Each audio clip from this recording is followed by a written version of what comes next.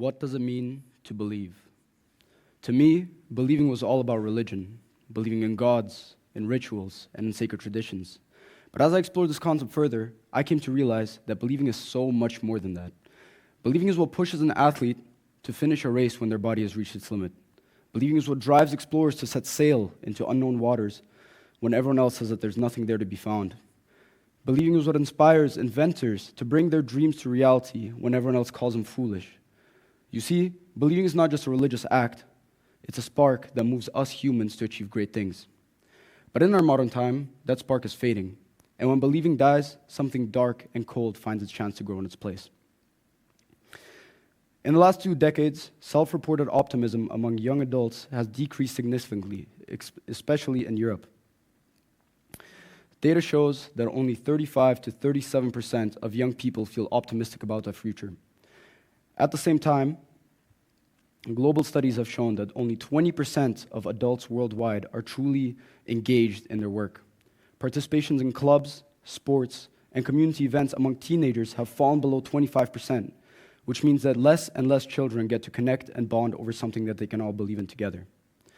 And you might be sitting here wondering, of what use is this data to any of you? Well, let's put it next to the mental health data in the recent years.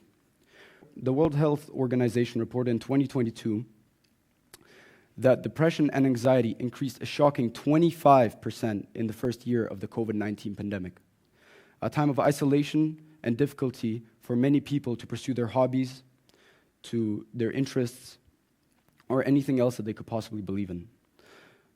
Apart from the pandemic, depression and anxiety has almost doubled in the last 2 decades alone, a shocking increase that has never been seen before in recent history. What I'm trying to say with this is that believing goes hand in hand with true happiness.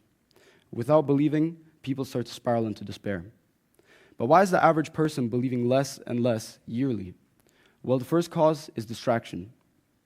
We now live in a world filled with endless scrolling, dopamine strikes, and 5-second entertainment.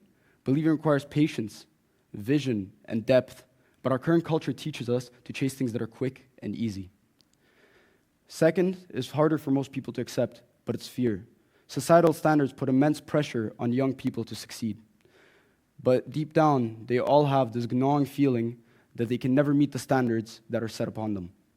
Instead of risking failure, they decide to not even bother trying. And the third cause is isolation. Believing is strengthened by your peers and loved ones, your friend groups, your communities. But today, loneliness is at an all-time low. It is reported that in Europe, every 1 in 3 adults reports frequent feelings of loneliness. Without someone to uphold our dreams, our beliefs begin to crumble. So what can we do about it? Well, in Japan, there's this very interesting concept called ikigai, which translates to a reason to live. People who have a strong sense of ikigai practice the idea of believing in everything that they do, whether it's tending to a garden, raising a child, or mastering a craft. In Okinawa, which is known for some of the longest living people on Earth, almost everyone has a very strong sense of ikigai. For us, however, rediscovering belief doesn't mean finding a groundbreaking or life-changing difference in our life overnight and putting our everything into it. It means finding small yet powerful anchors to base it off. For example, believing in your hobbies, believing in your friends, or believing that everything that you do daily truly makes a difference. Studies have shown that people who have a sense of purpose in their life not only live longer, but they experience much less risk to suffer from mental health disease such as depression. But how do we turn believing from an idea into a daily practice? First, I want you to pick something that you can genuinely commit yourself to, an easy daily plan. Not a life plan, not a life-changing difference, just a daily promise. Commit 10 minutes of your time into something that you believe in. Whether it's 10 minutes of sketching, 10 minutes of writing, 10 minutes of training, or even 10 minutes of just calling someone who you truly care about. When your day is heavy, this promise is light, and kept promises over time compound into conviction.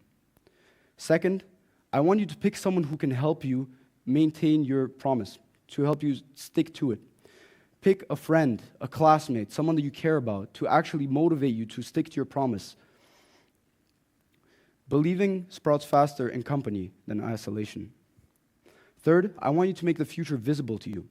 I want you to tape a line somewhere where you can see it daily, whether it's on your desk or on your fridge, that says, I am becoming, and then blank.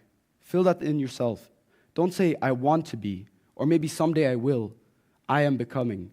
Believing is motion, and whenever you used to give yourself a direction, your efforts become into identity. Fourth, I want you to understand that there's going to be dry days, days where you feel like your struggles are not getting you anything, like your suffering is not actually making you see any progress.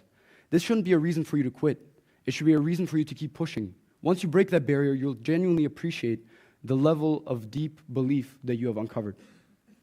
And last, I want you to measure what truly matters. Don't measure your improvements. Measure the hours you put in. Measure the streaks you've kept. And most importantly, measure the lives that you have influenced. So the 3 questions that I want to leave you here with today is, what is your 10-minute promise? Who are you going to ask to keep you to it? And where are you going to put that one very important line so you see it every day that says, I am becoming? If just a handful of us can start doing this daily, we can bend back the data. Participation rises, optimism returns, and the silent and deadly epidemic of struggle and despair begins to crumble. Not because life got easier, but because we started to believe again. Thank you.